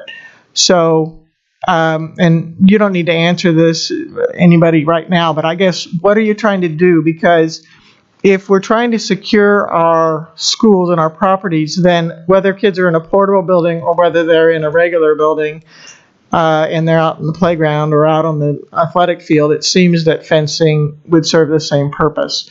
It keeps intruders away from the building. And I know quite a number of our campuses do have some fencing, but there's openings in those fences, and there's access from streets and pretty busy streets sometimes. So I guess I would like to know a little bit more about that or just have a little more thought put into that about what's really our purpose and how should we prioritize that, because it's not just intruders coming in, but it's kids running out or dogs coming in or other possible safety concerns that aren't so specific to the active shooter type of concept. And then that's a comment. And then my last question has to do with the overall totals here. I didn't see any notation for program management. I know we talked about that at one time before. Do we have that someplace? Is it included somewhere, or what's our position on program management? Yes, ma'am. We have the money for the augmented program that we're looking at doing, where we're using our forces and bringing in some horsepower also to do some of the major reporting and uploading of whatever the bond ends up being. So that's included in the number. Okay, so where is it on this list? Because I didn't understand that. It's just included project by project, per percentage, project by project. Yes, ma'am. Okay, thank you. Thank you, Mrs. James. Mrs. Towson. Thank you, Mr. Burdine. And I appreciate this presentation because it was packed with a lot of information, and it answered a lot of the questions I had before I even got here and had the ability to ask them. The number's big, and it's troubling to me because it's big. But I had an opportunity to review the presentation, and even sitting here listening to you guys give it now, I am reminded that we have one of the lowest debt to student ratios. We have one of the lowest debt to assessed value ratios. We have one of the lowest property tax rates. We're one of the largest school districts in the state of Texas. We're a fast growth school district, and most of our buildings, or our average building age, is at 25 years. So when I consider all of that, and then also consider that Texas is the second or third lowest funding per student in the country, and they're now talking about capping tax rates and trying to make it harder to pass bonds, all while telling us they're probably going to cut education funding, while also talking about adding safety and security in our schools, and more personnel such as counselors, and we're talking about marshals, and we're needing more police officers to ensure safety, and we're needing fencing, and we're wanting to make sure that we consider metal detectors, and then we're going to need personnel to run the metal detectors.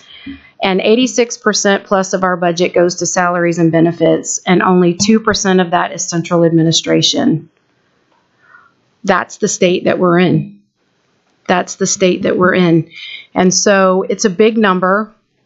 And I appreciated you reminding us about the 2014 bond, because I think Ms. Helliger brought that up a couple of meetings ago too, that we were initially presented with a $1 billion bond in 2014. And most of the people on this board said, no, we can't do that. We cut it in half. And therefore, we started with a $306 million deficiency in life cycle to start with in this bond. So we had $306 million just to start with, and that doesn't even count the other things we didn't put in the last bond. So I really just kind of wanted to lay that out there because, the number is big and it's shocking. The fact that we will have to raise taxes in order to support it is not something that any of us sitting up here wants to even consider doing. But at the same time, all of that is what we're faced with right now with property taxes not being able to fully fund education, especially with the state's share declining now at around 30%. Is that right? Around 30, they're funding about 30%. And so that last slide on 51 shows us that even if we raise your taxes, that the state is going to claw back even more than they claw back already. So I'm sort of doing a Jim Rice here because I just want us to remember what it is that we're faced with in Fort Bend ISD, and that through all of that we've been through all of these years, we have worked very hard to make sure that our tax rate stays one of the lowest, that our debt, even though it sounds really high, not only stays one of the lowest, but is managed very well, thanks to the excellent members of our team and the help of our bond counsel, that we've been able to manage that and keep our rating very high. I like that we're planning for 6 years out. Where's our No More Band-Aids group? Okay, I like that we're planning 6 years out. I think that that's smart given the political state climate that we're in right now. And so we have to take that into consideration, that we normally do 4-year bond cycles, which would make this number probably a good bit lower. But if we're going to reach out and grab another couple of years, then it's necessarily going to be higher. Because we're not funded at appropriate levels, we can't, I think Mrs. James said this last time, we can't fund through M&O the technology and some of the things that we know that we would like to fund through our maintenance and operations budget. And so I did want to ask on slide, whatever the slide is that showed us the maturity versus the life, 31. So I just want to clarify that this slide shows us that while the useful life is less for some of those safety and security and technology things, we are also not financing them for 30 years. Is that correct? Yes, ma'am. Okay, so that does make me feel better that we're, and I like this slide because it shows that while the useful life is less, we're also financing them for fewer years.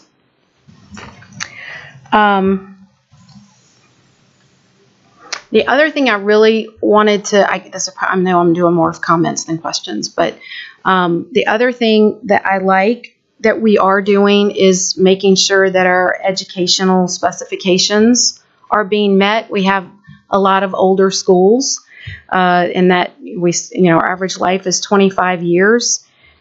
We didn't create the ed specs only for the new schools.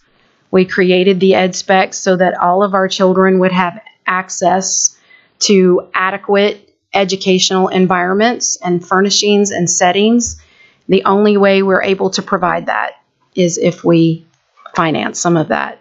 And if we make the improvements and additions to our buildings. So I don't want any of our children to feel like they're in an older school and therefore they're not going to get what some of the other kids are getting. So I do appreciate that that's being included in the bond. On slide 11, where are the school additions? You say 3 school additions. Can you line item those for me, please? Yes, ma'am. This was based on the information the prior information that we had presented.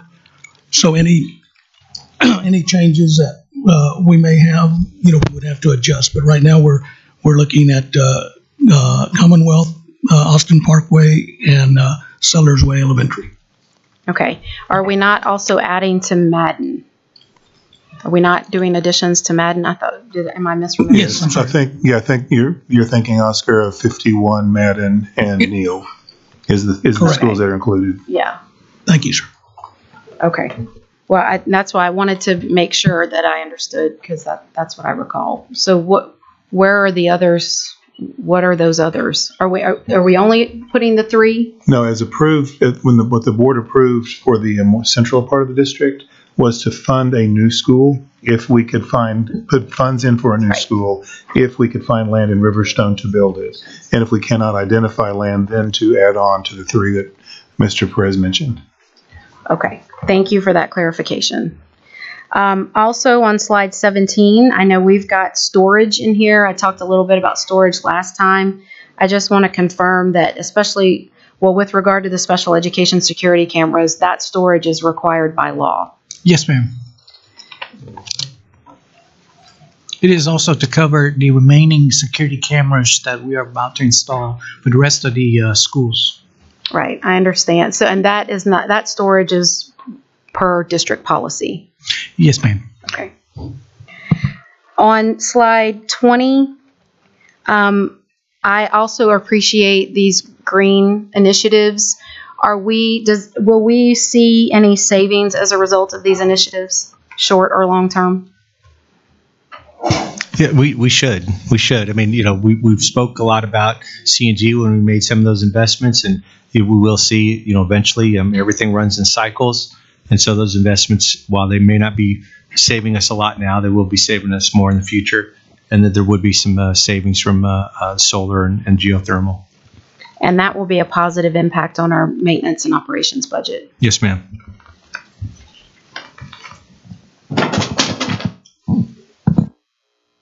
Okay, that's all I have right now. Thank you, guys. Thank you, Mrs. Tossan. Mr. George. Thank you, Mr. Burdine. And I have a couple of brief questions. The first one is, I believe, can you please explain on slide 10, educational adequacy deficiencies, which is a big ticket item. So can you give me an idea what that includes? Because I don't know. Yes, sir. What that would be is what Ms. Townsend was just speaking about. As we updated the ed specifications for our elementaries, middle schools, and the new for the high school, what we're wanting to make sure is that what we're putting into the new school buildings, we can go back into the existing buildings and go ahead and bring those, as closely as we can up to par with what we're building new. Okay. And another question I have also for Mr. Oscar. How many percentage of our buses are currently running on CNG? Do we have any or? I don't know exactly the percentage, sir, but we do have 30 buses that are CNG. Okay. And another thing is, our old buses have cameras and GPS right now? Yes, sir, our buses do at this point. Okay. And also, Mr. Bassett, you mentioned about something like 5-year interest-only bonds. Explain to me how that makes sense and what's your ideas about it? Well, the only reason why we have that in these scenarios is because we do have a very favorable tax rate. I mean, our tax rate is very favorable. Our debt structure overall is very favorable. And in order to put off having a tax rate increase as long as possible to mitigate that, that's just a suggestion as to how we could structure the debt to put off having a massive tax rate increase. If we did it with the 25-year straight line, the way we had been doing it in the past, we would have to have an increase really quickly after the bonds would pass. If you choose to do it, what percentage of the bond you're planning to do with a 5-year interest only? Under these scenarios, it was all of those issues. Okay. But now what we would do, we would set aside, we would do a regular issue for something along the lines of for the technology and things like that. Sure. You have to make sure we were matching up that useful life. But with these models, that it's all done with the 5-year. Okay. And also last week we were at the TASB summer leadership. I was in a breakout session where it was the construction and planning. It was about construction and planning. They said the new tariff, enforced by the federal government, is going to increase the construction by 30%. Are we looking into it or incorporating some of that? So what is on that? Well, we did list out some of the insurance, not insurance, but the escalation amounts that we would have for inflation. Sure. I don't know if we're not counting on 30%, but again, that's just one component of the buildings, although it is a significant component. Right. But you know that's a substantial percent.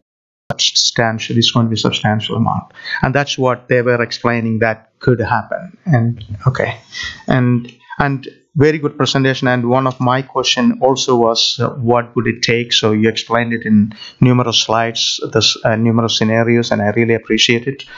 Thank you very much. Thank you, sir. Thank you, Mr. George. Mr. Rice. Thank you, Mr. Burdine. I wanted to, Mr. Bassett, comment on a couple of things Mrs. Tasson said. Safety and security. Could you please go to slide 17? So I read in the newspaper that Governor Abbott convened a meeting of safety and security experts and that he was prepared to appropriate $112 million to send to school districts throughout the state of Texas, which sounds like a lot of money, but we have 1,000 school districts in the state. So if they, on average, that's $112,000 per district. And we've got a almost $28 million price tag. And if for some strange reason Fort Bend ISD got $28 million of the 112, that would leave $84 million for the remaining 999 school districts in the state. So although we're certainly not going to turn anything down, we realize, it just shows us we've got a we're on our own. We're on our own. Also, to Mrs. Tasson's point, when I got on the school board in 2010, the split between local property tax funding and state funding was 52% local property taxes and 48% from the state. And as Mrs. Tasson pointed out, today it's closer to 70% local property taxes and 30% from the state. So the state share is going down. And then lastly, as Mrs. Tasson was commenting, the governor is proposing a 2.5% cap on property tax revenue. Is that for the INS? Would that affect INS as well as the M&O? Well, it certainly depends on what the final law would be, but I do think that they're thinking about it that it would include both. They do recognize, though, that what would need to happen to implementing a cap like that for school districts is that you would have to have a completely new funding formula, and so they have that as a caveat. It would be something that could be implemented quickly for other municipalities, but given the state's reliance on the property tax growth throughout the state and all the recapture that is being collected, they would need to have something to replace that. In other words, if we had property tax growth of 6% and there was a 2.5% cap, then that clawback would be reduced. You think the governor realizes that? I think they do. I think that was more of a campaign tool at the time. Oh, okay. All right. Thank you. Thank you, Mr. Rice. Mr. Rosenthal. Thank you, Mr. Burdine. Mr. Bassett, so on the water, and if you go to the recapture slide, I think your last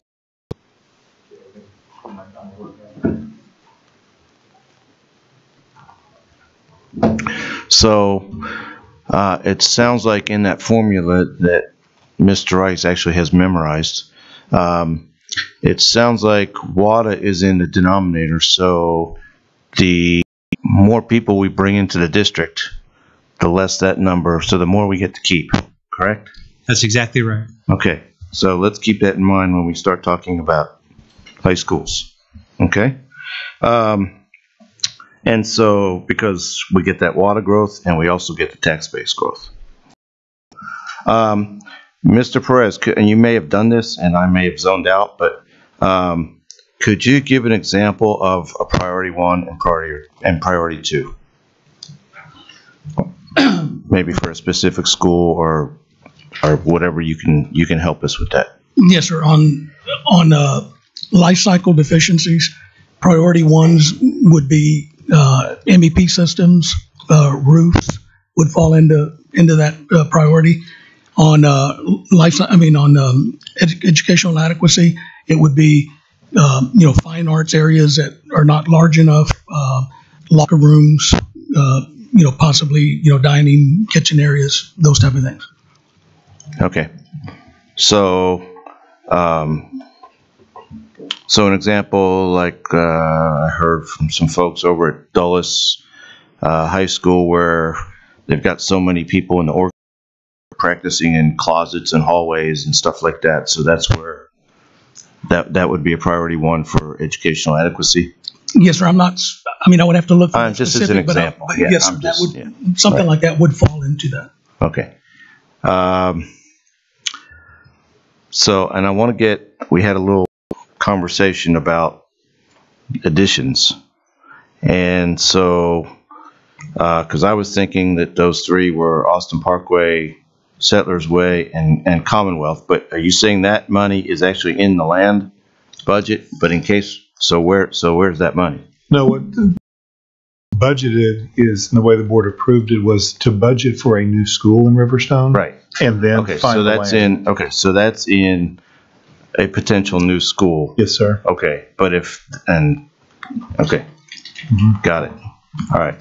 And then just a comment about educational adequacy, and you kind of said something, but to the extent I think you said to the extent that we can put things that are going into the new schools into the old schools, but we all acknowledge that you really can't do that into some of these schools that are 49, 50 years old.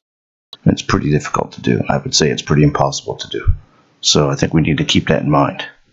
Thank you. Thank you, Mr. Rosenthal. Once again, I appreciate the presentation. I'd admit that there was a little bit of sticker shock there, but I think that there's a lot of, I think it's a lot of good news, and I'm happy to see what was presented. Thank you for putting all the different scenarios in there. That makes it pretty easy so we know where we're at.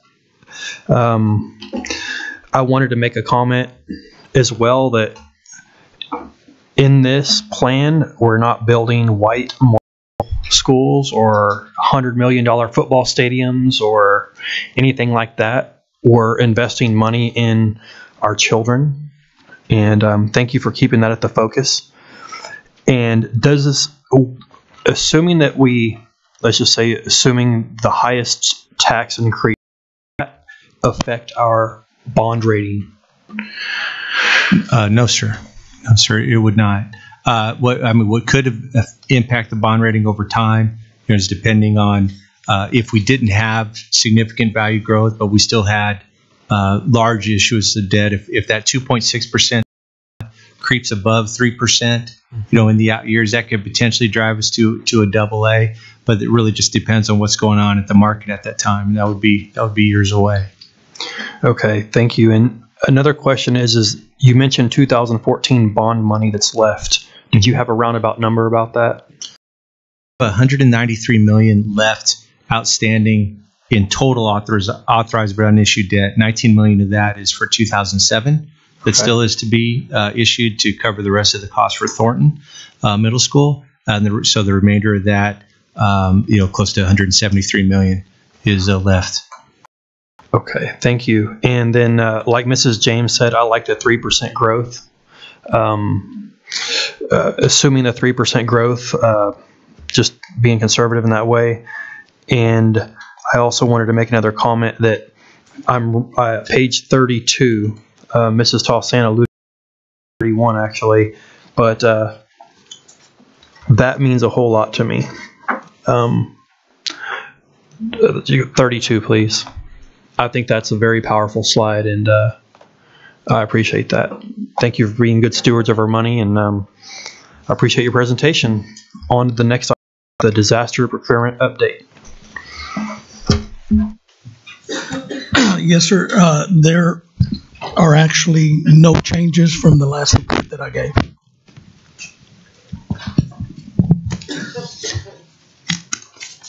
Thank you, sir. Before audience items, if we could have a really quick bathroom break, but that doesn't mean go mingle. That means use the restroom. Please come back so that we can move on. We've got quite a few audience items if you need to go.